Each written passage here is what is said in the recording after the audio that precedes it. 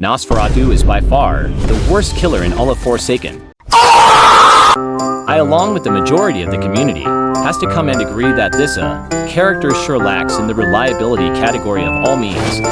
This guy's mediocre moveset is just very unreliable most of the time, with Bloodhook honestly needing a huge buff for rework. Nobody wants an Elliot ruining their game, so I quickly get them out first.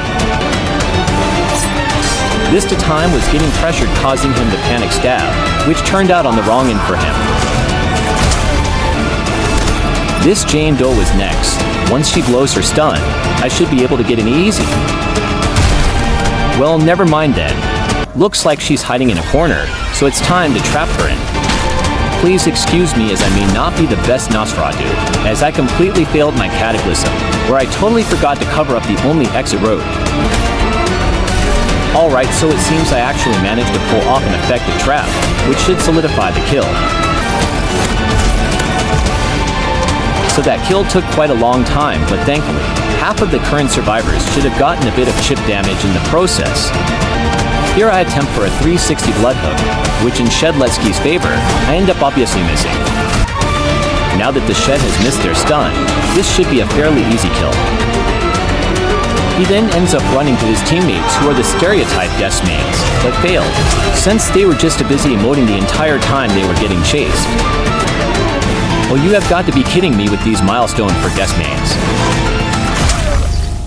And now it is time to locate the last two remaining survivors.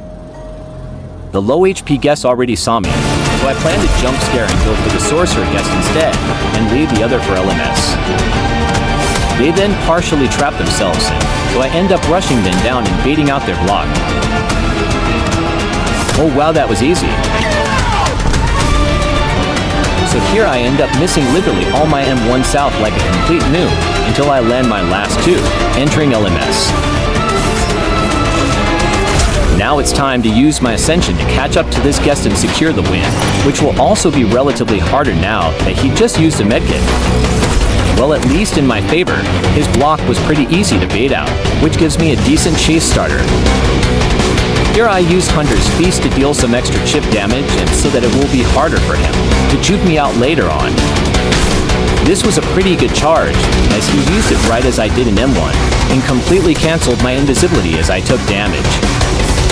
Alright, he's getting pretty low, so one Bloodhook, M1 should do the trick.